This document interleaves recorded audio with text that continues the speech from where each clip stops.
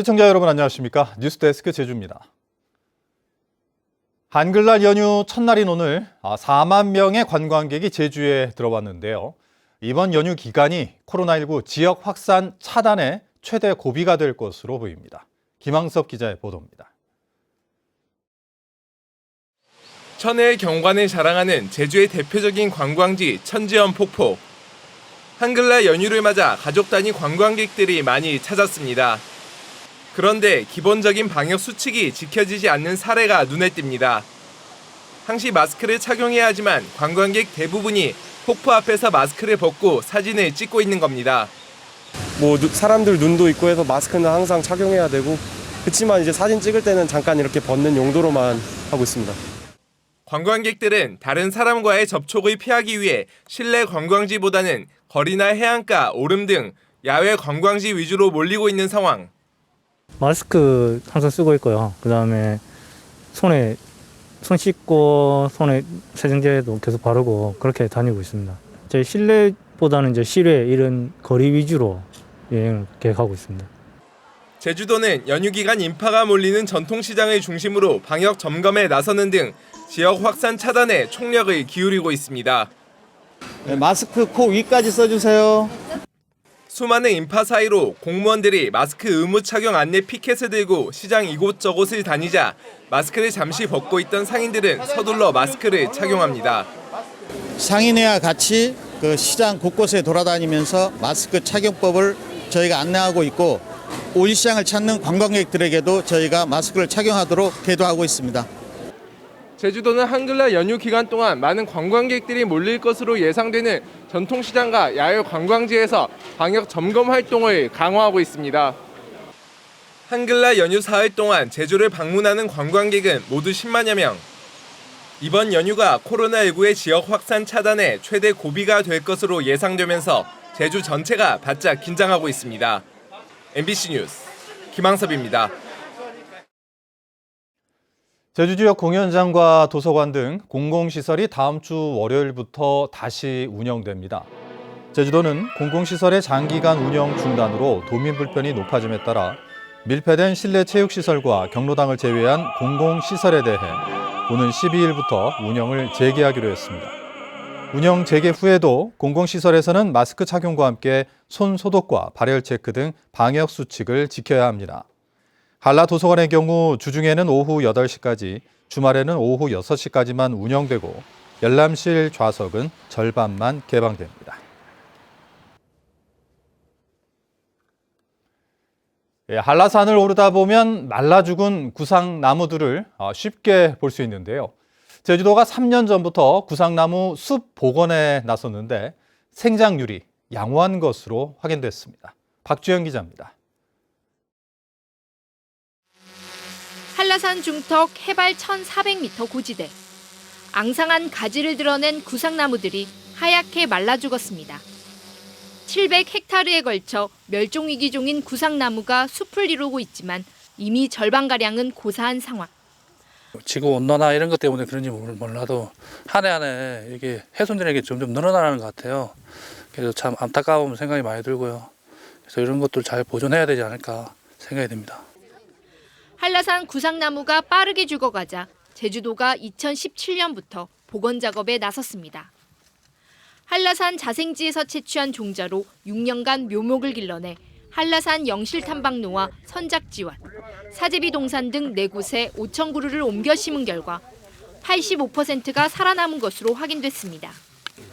생육 상태도 비교적 양호해 어린 구상나무 상태를 지속적으로 모니터링하며 오는 2026년까지 한라산 구상나무 복원 매뉴얼을 수립할 방침입니다.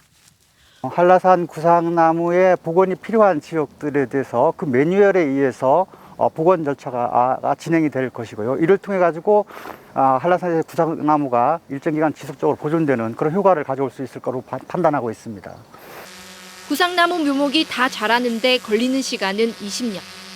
구상나무를 이식한 곳에도 조리대가 확산돼 생장을 방해하는 데다 노루가 어린 구상나무의 새순을 먹어치우는 경우도 많아 복원 성공 여부를 판단하는 데까지는 많은 시간과 연구가 필요한 상황입니다. MBC 뉴스 박주연입니다. 제주도 내 순우리말 고유어 지명이 239개로 조사됐습니다. 국토지리원은 한글날을 맞아 전국의 지명을 분석한 결과 제주도의 경우 1,100여 개의 지명 가운데 순우리말 고유어가 239개였고 한자어 315개와 혼합어 282개로 조사됐다고 밝혔습니다. 고유어 지명 가운데 오름이 157개로 가장 많고 마을과 지형 등의 순이었습니다.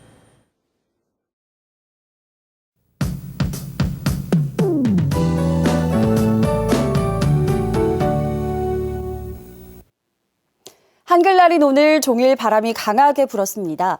현재 제주도 전역에 발효됐던 강풍주의보는 해제가 됐지만 해상에는 여전히 바람이 강하게 불면서 풍랑특보가 발효 중입니다. 이번 연휴 기간 동안 북동풍이 지속적으로 불면서 너울로 인해 물결이 높게 일 걸로 예상되는데요. 해안가 안전사고에 각별히 유의하셔야겠습니다.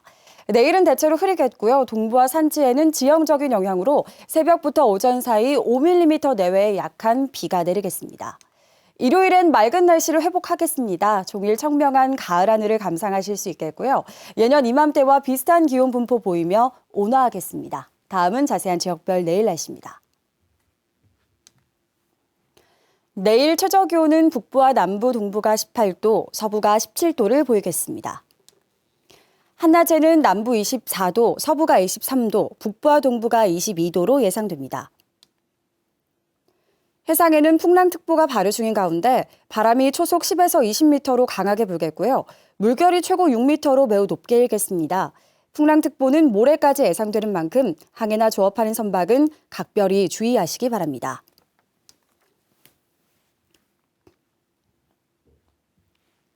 주간 날씨입니다. 다음 주엔 대체로 맑겠고요. 주 후반으로 갈수록 기온이 내림세를 보이겠습니다. 날씨였습니다. 친언니 신분증을 도용해 제주에 들어온 10대가 사흘째 행적이 묘연해 경찰이 소재 파악에 나섰습니다. 제주 서부경찰서에 따르면 전북에 사는 13살 최 모양이 지난 7일 오후 7시쯤 광주발 아시아나항공기로 제주에 들어왔습니다. 최 양은 언니 신분증으로 항공권을 구매한 뒤 공항 검색대를 통과한 것으로 확인되는데 경찰은 공항 주변 CCTV를 분석하는 등 최 양의 행방을 찾고 있습니다. 국내선의 경우 만 13세 미만은 어린이로 규정해 보호자 없이 탑승하지 못합니다. 핫핑크 돌핀스와 동물자유연대 등 10개 동물보호단체는 오늘 제주 마린파크 앞에서 기자회견을 열고 수족관에 갇혀 지낸 돌고래가 폐사한 것에 대해 해당 업체를 규탄했습니다. 동물보호단체들은 수족관에 남아있는 나머지 3마리의 돌고래도 폐사할 가능성이 높다며 돌고래를 즉각 방류하라고 촉구했습니다. 서귀포항에서 기름이 유출돼 해경이 긴급 방제에 나섰습니다. 서귀포 해경은 오늘 오전 9시 40분쯤 서귀포항 내에서 해양 오염이 발생했다는 신고를 받고 현장에 출동한 결과 길이 50m, 폭 1m의 기름띠를 확인했습니다. 해경은 연안 구조정을 투입해 기름띠 제거에 나서는 한편 정확한 유출 경위를 조사하고 있습니다. 어제 낮 12시 20분쯤 제주시 용담 2동의 한 창고 앞에 주차된 소형 화물차에서 불이 나 화물차 적재함과 창고 일부를 태워 소방서 추산 700여만 원의 재산 피해가 발생했습니다. 소방당국은 부근에서 용접 작업을 하다 화물차 적재함에 걸어놨던 전기 용접봉에서 불티가 떨어지면서 불이 난 것으로 보고 정확한 화재 원인을 조사하고 있습니다. 제주에서 발생하는 학교 안전사고가 한 해 평균 2,500건에 이르고 있습니다. 더불어민주당 김철민 의원이 교육부로부터 제출받은 자료에 따르면 지난 2017년부터 3년간 제주에서 발생한 학교 안전사고는 7,700여 건으로 한 해 평균 2,500건을 넘고 있습니다. 학교 안전사고 발생 장소는 운동장과 부속시설, 교실 등이 대부분을 차지했습니다. 이상으로 뉴스데스크 제주를 마칩니다. 시청해주신 여러분 고맙습니다.